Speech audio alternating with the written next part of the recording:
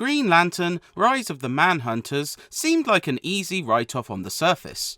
Arriving just before the superhero movie tie-in seemingly faded into obscurity after repeated disappointments, and based on one of the most critically disliked films of the 2010s, there was nevertheless some intrigue surrounding its titular hero.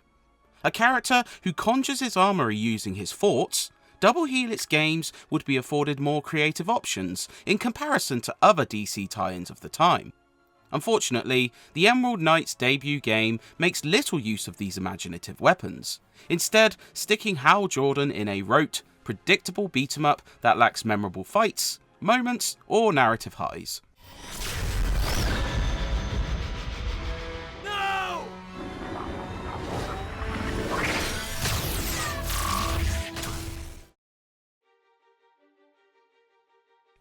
Loosely tied to the 2011 cinematic bomb known as Green Lantern, Rise of the Manhunters places Ryan Reynolds' Hal Jordan into a side story concerning invading Manhunters, a robotic race of killers looking to execute the Green Lantern Corps and the Guardians who cast them aside.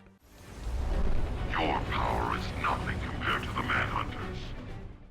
Alongside Kilowog and Sinestro, Hal looks to repel the invasion while using interstellar travel to help other planets in need.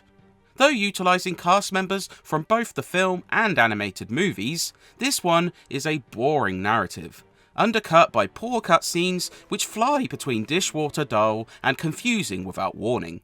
The wall of knowledge is just through that mountain.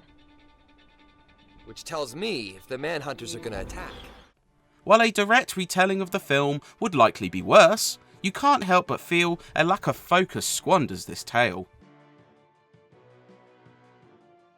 Across 10 chapters, players guide the titular hero across several levels of beat-em-up brawling along with a small selection of on-rails shmup battles. The objective is usually to blast anything in sight, but occasionally there are pace-changing puzzles which force you to utilise Hal's assortment of imaginary armaments to open a path.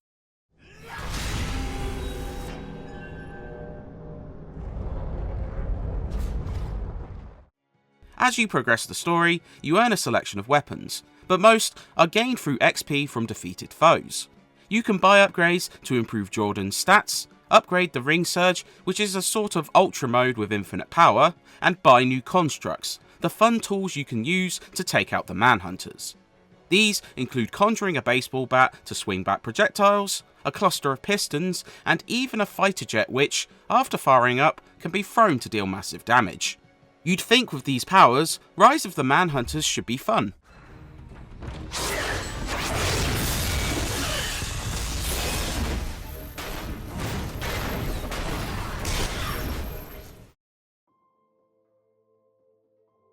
Unfortunately, these positives are dampened by the rest of the gameplay.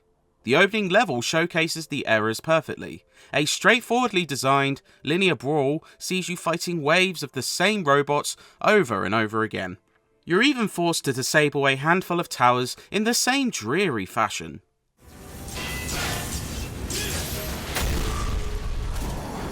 The game never really develops, as while a different set of enemies appears later on, there's nothing dynamic or evolving about Green Lantern's gameplay. Large boss fights seem like a great change of pace, but they feel a tad cheap at points, with large attacks that prove hard to avoid. At least they often end with exciting quick-time events.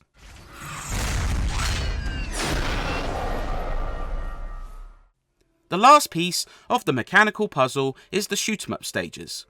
Admittedly, these are perfunctory and not very challenging. Being able to ring surge into a fighter jet and blast foes with lock-on missiles is cool though. However, nothing about Rise of the Manhunters feels unique or fun, aside from the constructs, which are wasted here. It's at least a game you can finish quickly. No man escapes the Manhunters. The 10 stages will likely take you between 8 and 10 hours, depending on the difficulty you choose. Emerald Knight, the hardest setting, can definitely trip you up in spots, especially against bosses, though the moment-to-moment gameplay isn't that hard. Upgrading Hal fully will likely take a partial second run, but perhaps more interesting is that the entire game can be played in co-op. While it's awkwardly implemented, seemingly thrusting Sinestro into levels despite him contacting you remotely only moments before, it's nevertheless a fun addition that lets you combine your attacks and powers while retaining pace with performance. Though the lack of online co-op is sad, it's still worth bearing in mind.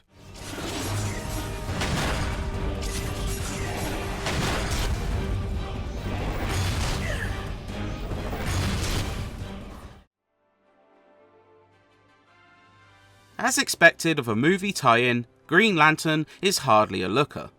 Nothing looks inherently bad, and seeing Ryan Reynolds' face and hearing his take on Green Lantern may be a plus to some, but levels look mutely coloured and flatly rendered, enemy models repeat incessantly, and animations aren't the best. The sound is a bit better, with an orchestral soundtrack that tries desperately to add some bombast to this middling game.